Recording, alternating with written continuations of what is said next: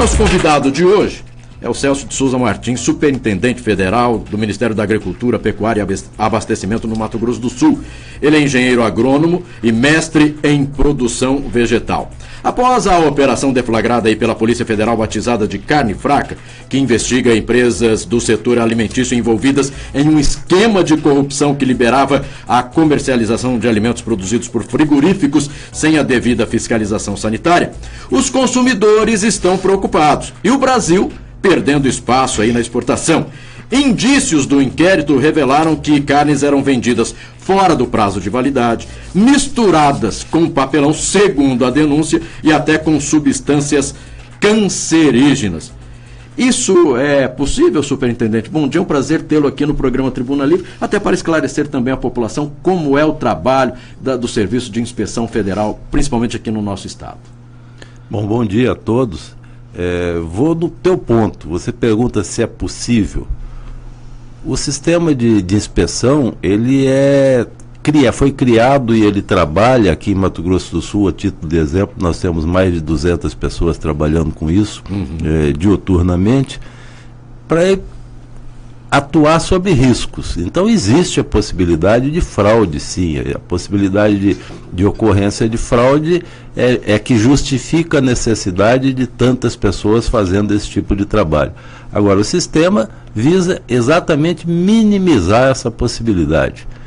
Pontualmente, eu acredito que possa ter acontecido em alguns momentos em várias localidades do Brasil ou não, mas não é a rotina, não é aquilo que é preconizado pelo Serviço de Inspeção e dificilmente ocorreria hoje em partidas de indústrias que tenham algum poder comercial, que estejam praticando comércio regularmente. Bom, quando se fala em papelão, parece que pegou aí quilos de papelão e se misturou a carne para vender. Mas aí existe as pessoas dizendo o seguinte: não, é porque utiliza-se plástico para a embalagem, naquele momento estava pedindo uma autorização para se colocar essa carne em porque tem setores que não podem entrar com papelão. E aí, a população está assim, poxa, mas eu estava comendo carne com papelão. Como é que é essa história? Como é que é o trabalho? O que acontece? Evidentemente que eu não vou colocar em dúvida nada com relação à investigação. Sim. Sou favorável que se investigue. Aliás, o que a gente faz nesse serviço é investigar e avaliar a qualidade dos produtos em todos os momentos. Mas ali houve um equívoco de interpretação, por alguma razão. O sistema onde se processa a carne moída só é permitido a entrada do que a gente chama de embalagem primária, que é plástica. E por alguma razão que eu desconheço, a indústria precisou dispor de embalagem secundária, que seria o papelão. E o diálogo é claro, vamos ter que colocar em papelão. Se não conseguirmos, vamos ter que descartar o produto. E pelo que a gente viu nas informações posteriores, é que se buscou autorização para entrar dentro do ambiente com a embalagem secundária. A gente chama de secundária porque ela não entra na área de processamento. Essa autorização não aconteceu e o produto foi descartado. Então não era colocar papelão na carne, era colocar carne processada em embalagem de papelão. Celso, uma dúvida. A função, por exemplo, do agente do sistema de saúde dentro do frigorífico. Qual é o limite da autonomia e autoridade que ele tem? Por exemplo, ele pode embargar uma carga? Pode. Isso ocorre diariamente em algumas situações, ou ao caso de embargar até a própria indústria, né, de se fechar a indústria por um período até que se haja uma adequação de algum processo ou de alguma instalação. Dentro da indústria, pelo Ministério da Agricultura, nós temos dois tipos de funcionários. O que nós chamamos de agente de inspeção, que é aquele funcionário que colabora, que estrutura, que prepara o trabalho da fiscalização. E ele está nas linhas, ele participa das linhas de produção, ele está ali separando carne, fazendo cortes. E tem o auditor fiscal, que é o responsável pela certificação daquela produção, daquele produto e daquela produção no dia ou no período. Esse funcionário do Ministério da Agricultura, isso tem correspondência nos serviços estaduais e municipais, ele tem autonomia, ele tem poder de polícia de fechar a carga, descartar animais e fechar inclusive a indústria. E se for buscar uma estatística, isso está acontecendo nesse momento em algum lugar.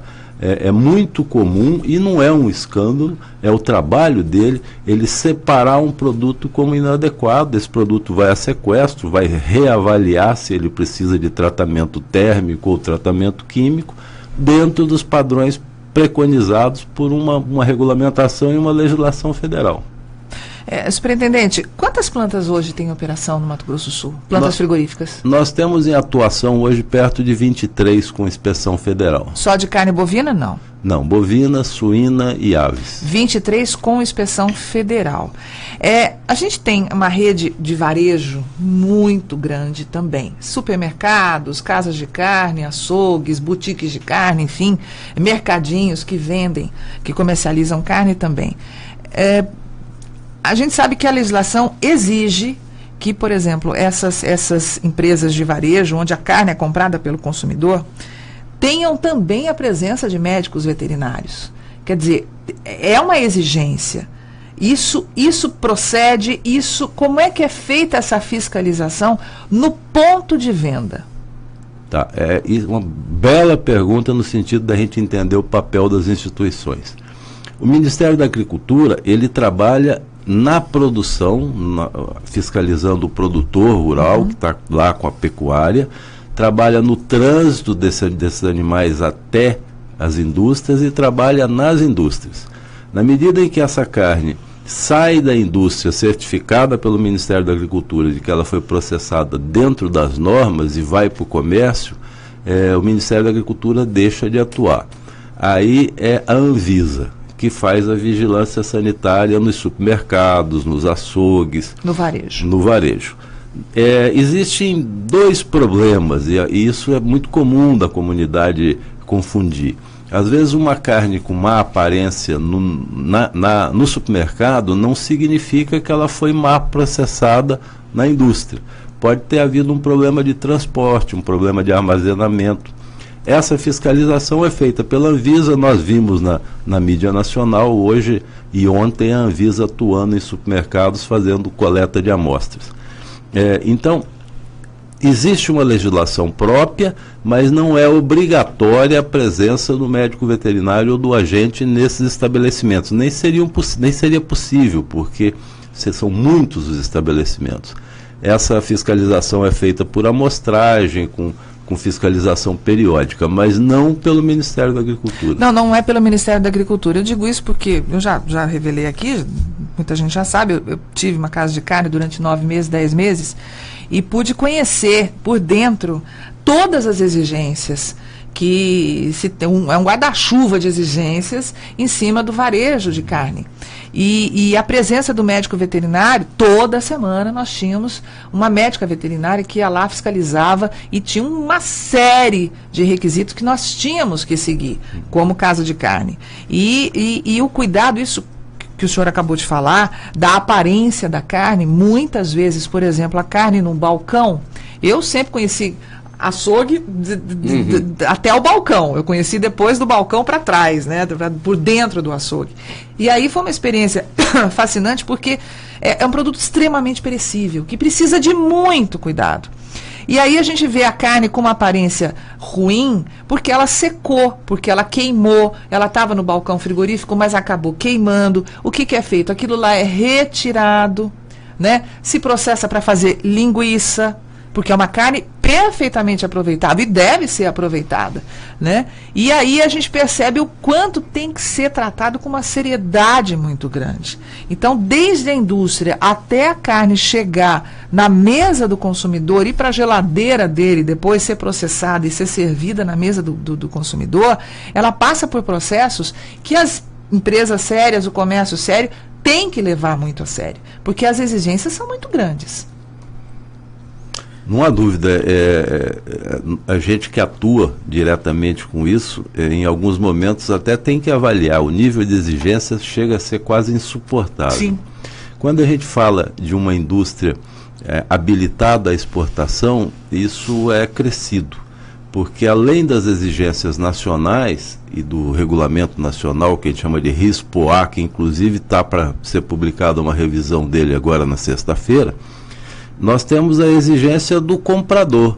O comprador tem critérios próprios que atendem o paladar do consumidor dele. No caso, o país comprador. O país comprador. Então, além dos protocolos regulares de legislação federal, essas indústrias têm que cumprir com os protocolos dos seus contratos externos. Então, é um nível de regulamentação muito complexo e que sufoca, em alguns momentos, realmente, tanto o produtor como o mercado. O senhor falou da questão das plantas que nós temos em Mato Grosso do Sul. São 23 e enfatizou muito bem, com inspeção federal. Existem plantas sem inspeção federal? O sistema nacional, a legislação prevê 3 sistemas de inspeção. Um federal, que é o CIF, ele permite o comércio em todo o país e para exportação quando certificado para isso. Existe o CIE, que é o Serviço de Inspeção Estadual, que cabe ao Estado. Então aqui existem várias plantas de frigoríficos e de laticínios sob inspeção estadual. E a legislação ainda permite que se tenha o SIM, que é o Serviço de Inspeção Municipal.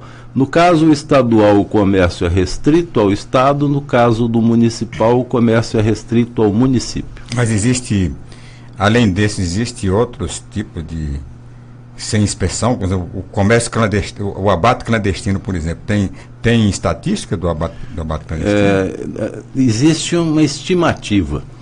Algumas pessoas falam de um número perto de 50%, 40% do que se comercializa de carne em algumas localidades do Brasil. Aqui em Mato Grosso do Sul isso já foi um problema grave. Ele ainda existe, ainda há possibilidade, a fiscalização sempre localiza situações como essa, de comércio de carne com abate de quintal, como a gente diz. Tem se reduzido. Não há uma estatística oficial, mas a gente acredita que ela é muito presente, significativa e deve ser combatida. Um ponto que facilitou a diminuição desse tipo de situação é que essas redes frigoríficas ampliaram muito a distribuição nos últimos 10, 15 anos. Então era comum um município distante ou um distrito ter que recorrer a esse tipo de fornecimento porque não chegava a distribuição lá. Na medida que ela foi chegando, isso foi diminuindo. Superintendente, se falam o seguinte, era usado um produto aí para maquiar a carne, que é o ácido ascórbico, conhecido como vitamina C, e também o ácido sórbico, que também é usado aí como conservante. Esses ácidos são autorizados a utilizar e essas substâncias, elas podem causar câncer, como foi dito? Olha, sobre substâncias químicas, existem muitas dúvidas. Mas especificamente sobre essas duas, elas estão presentes na legislação brasileira como permitidas e reguladas, ou seja, tem limites.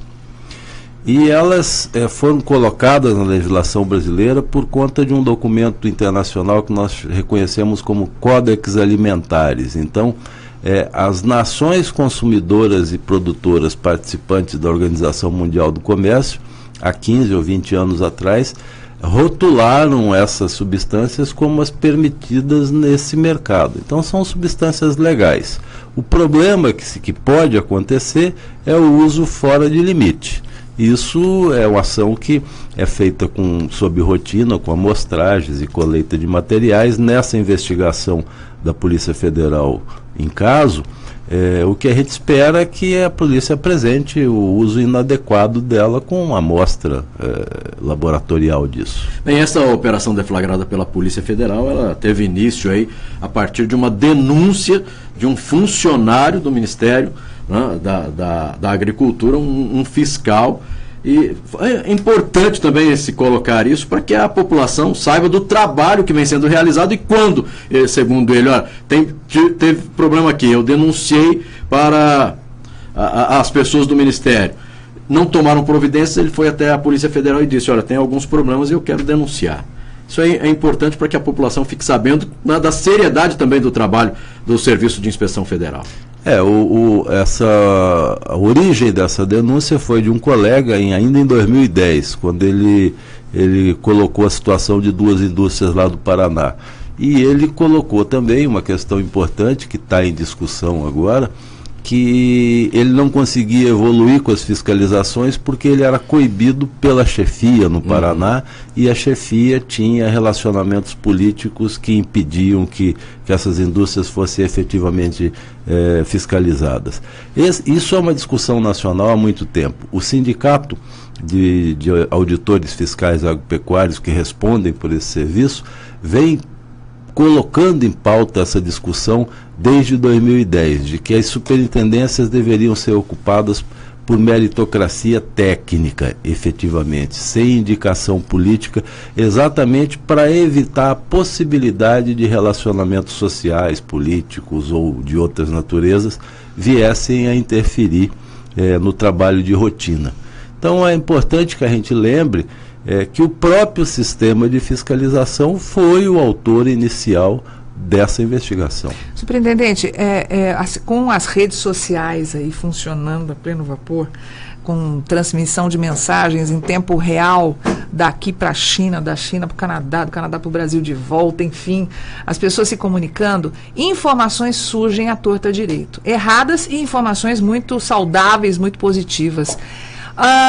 O que está vindo à tona e que mostra como é que é feito o serviço de inspeção, como é que é o acompanhamento dentro das plantas frigoríficas desse produto, que é a proteína preferida do brasileiro, que é a carne vermelha, a carne bovina, o que tem de positivo, o que pode ter de positivo nisso tudo para a população? Conhecer como é feito esse processo, saber que realmente é um processo sério?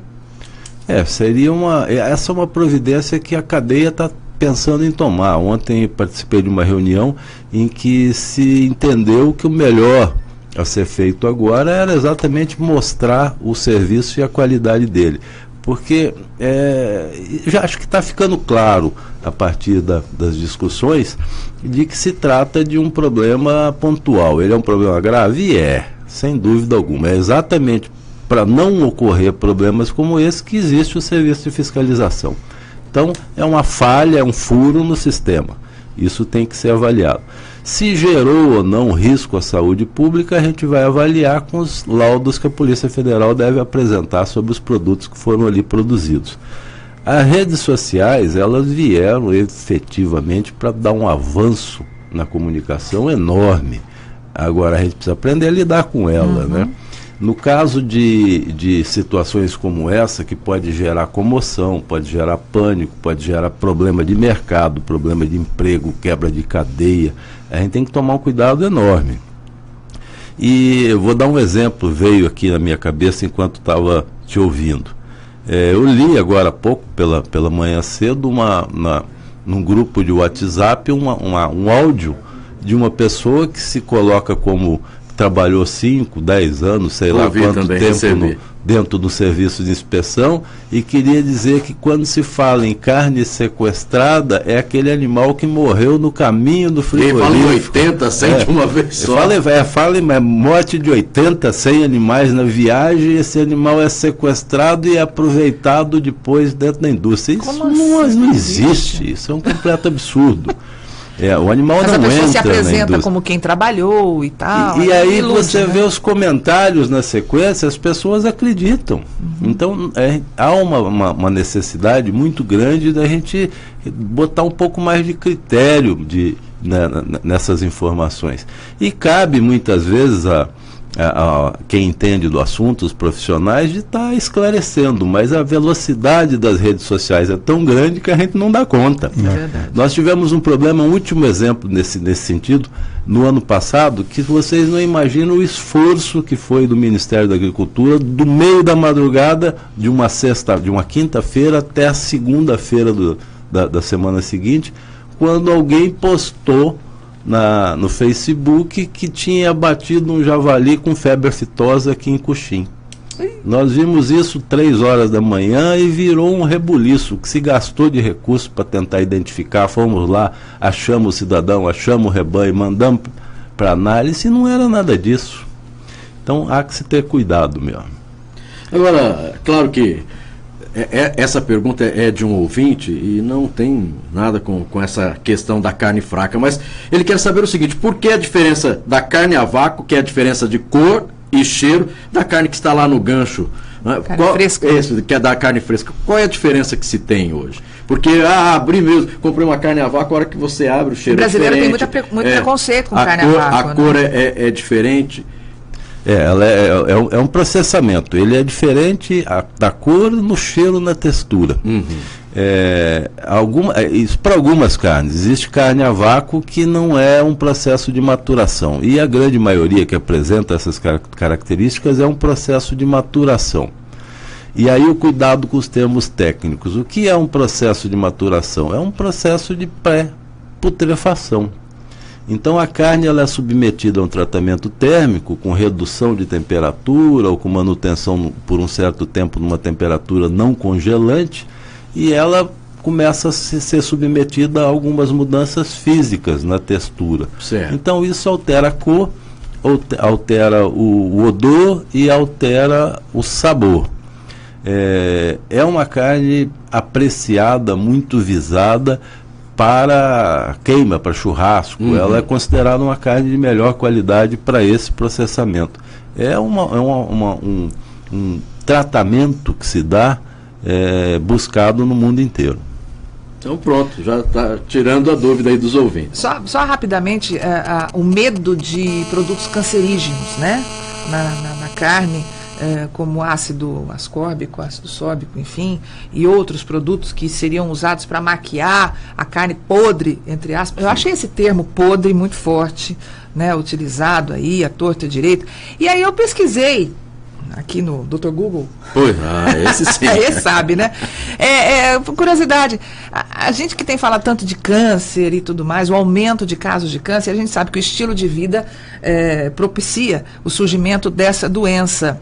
E alguns alimentos que estão presentes na nossa vida, na nossa mesa, cotidianamente, são cancerígenos. Alguns com alto índice de possibilidade aí de proporcionar o câncer. Começando pela farinha branca. Tem vários detalhes aqui, mas eu vou só elencar. Carnes processadas, o álcool, né, a cervejinha, aquele vinho, a bebida, o refrigerante, esse a gente sabe, tá careca de saber, o café, a carne vermelha, frutas não orgânicas, né, alimentos diet, pipoca de micro-ondas, olha aquela pipoca com guaraná, sabe aquela coisa? Então, uma explosão, aquilo lá. Pão tostado, batata chips, adoçantes artificiais, comidas altamente salgadas, e aí entram bolachinhas, batatas fritas e todos os produtos aí enlatados, açúcar refinado e temperos artificiais. E rufem os tambores aí, porque nem a paçoquinha tá saindo ilesa do negócio. A Anvisa interditou um lote de paçoca da marca Dicel por exceder o limite de teor de aflatoxinas, que são toxinas produzidas por fungos encontradas em alimentos. São tóxicas e carcinogênicas. Tá aí, gente, nem a paçoquinha nossa do dia a dia salva.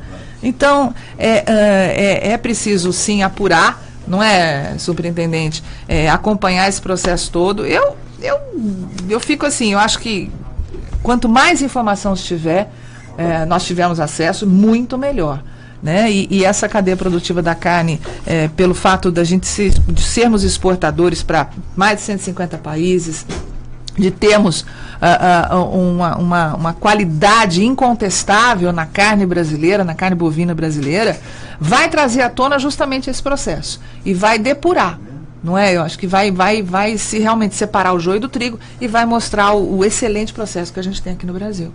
Internamente, o que nós temos discutido no ambiente dos fiscais é exatamente isso, que a gente tem que aproveitar esse momento para rediscutir o processo de fiscalização, de eliminar ou minimizar mais ainda a possibilidade de fraudes e crescer. Com relação às substâncias químicas, E muito se fala, e existe, não é a minha área específica de atuação, mas existem muitas evidências científicas. Mas a legislação brasileira, principalmente nessa área de carnes, ela se fundamenta naquilo que eu mencionei agora há pouco, que é o Códex Alimentares, que é um pacto entre as nações, criado pelas Nações Unidas para a Organização Mundial do Comércio, que criaram os parâmetros, os produtos aditivos que podem ser utilizados e os seus parâmetros de uso, teto, quantidade e outras coisas mais. Então, basicamente, o mundo inteiro avalia esses produtos, que nós vamos encontrar alguns com características nocivas, evidentemente que sim, mas não é uma coisa de extrema preocupação em função da quantidade de áreas científicas envolvidas nisso, e não é uma invenção do sistema brasileiro de produção, isso é parte de um pacto criado pela Organização Mundial de Comércio. Então o consumidor pode ficar tranquilo, continuar comendo carne? Eu acredito que sim, eu acredito no serviço, e isso não me faz ser hipócrita a ponto de pensar que falhas não vão existir, vão. É exatamente por isso que existe, por isso que existe o serviço. Mas tenho plena consciência de que o produto que é ofertado pelas indústrias aqui instaladas no Estado e no comércio, também atacadista e varejista, é da melhor qualidade.